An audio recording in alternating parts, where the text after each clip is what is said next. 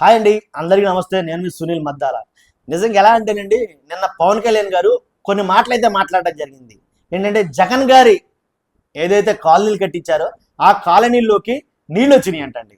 నీళ్ళు వస్తే దాని నిమిత్తం ప్రెస్ మీట్ పెట్టారు. ఆయన తిరిగిన తర్వాత ప్రెస్ మీట్ పెట్టారు.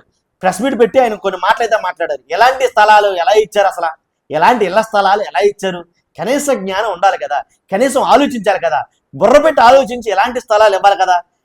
ఇళ్ల స్థలాల్లోకి నీళ్ళు వస్తే అలాంటప్పుడు ఆలోచించి చేయాలి, కానీ ఆలోచన లేకుండా చేసిన పని ఏంటి? ఇలా కొన్ని మాటలైతే కనుక ఫటా ఫటా ఫటా ఫటామంటే చెప్పారు పవన్ కళ్యాణ్ గారు. నిజంగాను, ఎందుకంటే ఆయన తిరిగారు. ఆయన తిరిగినప్పుడు, ఆయన నడుస్తున్నప్పుడు ఆయన కాళ్ళు కూడా ఫోటో తీసి కట్ చేసి కాళ్ళు ఫోటో తీసి ఆయన జనసేన పార్టీ వెబ్సైట్లో అట్లు ఇట్లో షేర్ చేశారు. నిజంగాను ఆయనకి మట్టి అంటుకున్న కాళ్ళకి మట్టి అంటుకున్నాయి. తర్వాత ఆయన కాళ్ళకే కొంచెం వాటర్ తడిసి కాళ్ళు ముద్దయి, ఇలా చాలా పెట్టారు. నిజంగా ఆయన తిరగడం కూడా వర్ణాతీతం. కాబట్టి ఇంకోటి ఏంటంటే, పవన్ కళ్యాణ్ గారు ఏదైతే నేను వస్తే మొత్తం నా మీద పడిపోతారు కాబట్టి వరద ప్రభావిత ప్రాంతాల్లో నేను రాలేదు, అందువల్ల రాలేదు, మీరు వేరేలా అనుకున్నారని అయితే అన్నారు.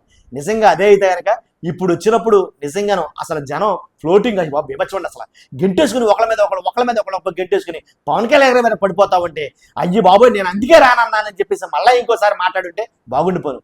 ఎవరున్నారండి అక్కడ? పవన్ కళ్యాణ్ గారు నేను తిరిగారు, ఎవరున్నారు అక్కడ? 10 మంది ఉన్నారా కనీసం పట్టుమని?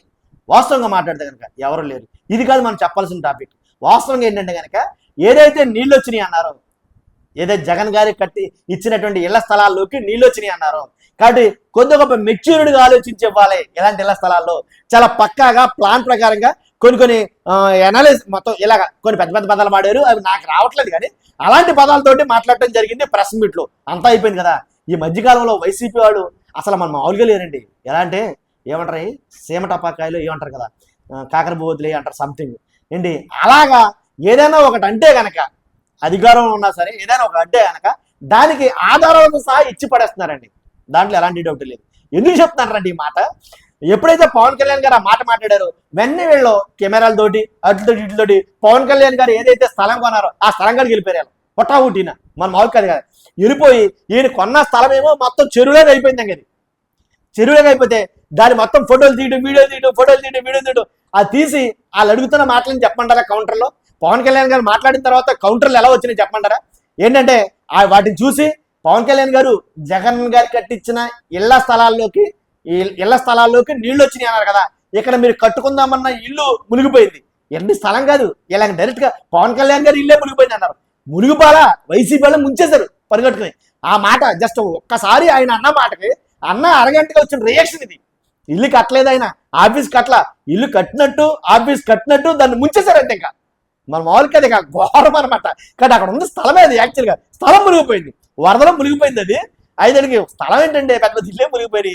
కాబట్టి స్థలం మునిగిపోయింది. ఆయన ఏదో మాట్లాడారు, ఏదో డిప్యూటీ సీఎం గారు కాబట్టి మాట్లాడారు, కాబట్టి హోదాలో ఆయన మాట్లాడారు కదా. మాట్లాడింది ఏదో కొంచెం ఏదో మాట్లాడదే కదా అన్నట్టు మాట్లాడినట్టున్నారు. ఆ మాట్లాడిన మాటగా కౌంటర్గా భయంకరంగా ఆ స్థలాన్ని చూపించి వీడియో పొద్దున్నే సాయంకాలం దాకా ఆ స్థలం మునిగిపోయింది, ఇల్లు మునిగిపోయినాయి, ఆయన ఆఫీసు మునిగిపోయింది. పవన్ కళ్యాణ్ గారు నిండా మునిగిన ఇల్లు ఇది ఒకటి. మళ్ళీ పవన్ కళ్యాణ్ గారు మొత్తం మునిగిపోయిన ఇల్లు. ఇలాగా ఏంటి, పవన్ కళ్యాణ్ గారు నించుంటా కూడా నిలువు లేకుండా ఇల్లు మొత్తం మునిగిపోయింది వరదల్లో అని వీళ్ళం. అదే ఇల్లు అక్కడ ఏం కట్టలేదు. ఇంకా అది ఎక్కడుందంటే స్థలం, ఆ స్థలం ఫోటోలు కూడా పెట్టారండి వాళ్ళు, వీడియోతో లైవ్ చూపించారు. ఇంకా ఎక్కడి నుంచి అంటే అది ఏలేరు వరద దాటికి మునిగిన పవన్ ఇంటి స్థలం వినరా. కాబట్టి ఏలేరు వరద దాటికి మునిగిన పవన్ ఇంటి స్థలం వరద వస్తే మునిగిపోతుందని తెలిసే పవన్ కళ్యాణ్ గారు ఎలా కొన్నారో కౌంటర్లో, వరద వస్తే మునిగిపోతుందని తెలిసే కొన్నారా పవన్ కళ్యాణ్ గారు?